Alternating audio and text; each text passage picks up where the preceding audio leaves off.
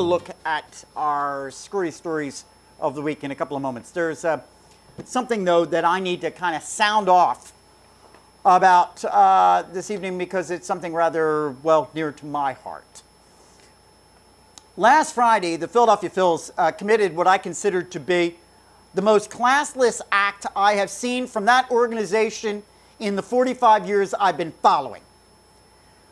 They, and more specifically, the general manager, Ruben Amaro Jr., fired Charlie Manuel, their winningest manager in franchise history, with just 42 games remaining in the season.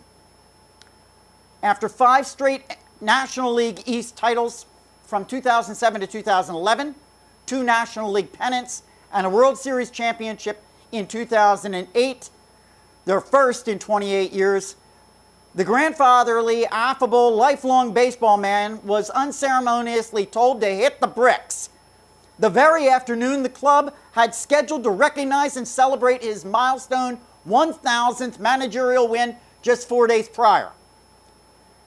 Now, let me be very, very honest. I was not enamored when Charlie Manuel came to town in 2005 for a couple of reasons. The biggest of those was that he was replacing one of our own, Larry Boa.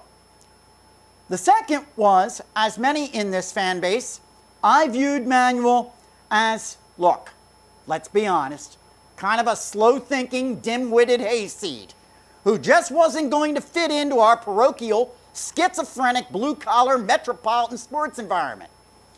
But like everyone else, Charlie grew on me.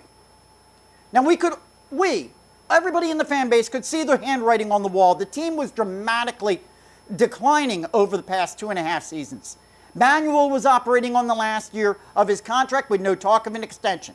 The club had brought up Hall of Fame second baseman Ryne Sandberg up to the team and to become the team's bench coach. It was obvious Sandberg would be taking over the reins of this team next season. And as fans, we were okay with that.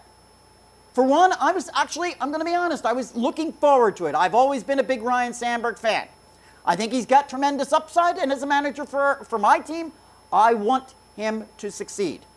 So no surprise that last Friday, the general manager appointed Sandberg the new interim manager, claiming that he felt the timing was right to see what the new manager might be able to do with the quote-unquote final meaningful games.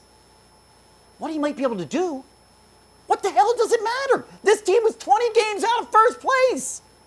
Amaro, that's the most ridiculous thing I have heard, and the vast majority of intelligent fans in this region knew right then and there when we heard it that you were full of bubble wrap. Bubble wrap? Bubble wrap. This move serves absolutely no purpose. There was no need to put the team, the fans, and this dedicated manager through this drama. What would have been more appropriate would have been to hold a press conference with Charlie present, announce the manager would move on at the conclusion of the season, and allow the most effective Phillies manager to go through the remainder of the season in a quote-unquote farewell tour. That would have been more appropriate. Instead, Amaro, you unilaterally decided to strip this 70-year-old man of his decency and his pride. And you did it in the worst way possible. You did it publicly. The contrary picture has been that of Manuel, who has been a role model for class. He sat through the press conference with Amaro by his side. He was jovial, humorous, yet with just a bit of anger and bitterness. And that, from a fan base, is forgivable. What Amaro, as a made man, a longtime Philly himself, who grew up as a youngster running around the field and clubhouse at Veterans Stadium did, was not forgivable. Amaro, you better watch your back. You broke a big rule. You think you might be Teflon, but you just made a made man himself. Well, and to actually go a little bit farther about Charlie and his class. Yes. The day after, he was at a signing. Isn't that wonderful? At Granite Run Mo. Yeah. You know? Yep. Went out. Jovial, sitting there signing stuff. You know, didn't cancel, didn't, you know. Yep. He's made a number of Meanwhile, appearances. that Ruben, you know, because you're going to say bubble wrap, so I'll drop the bombs. I can't wait for the day that ass gets fired. because he's the reason the team is in decline. It's not Charlie.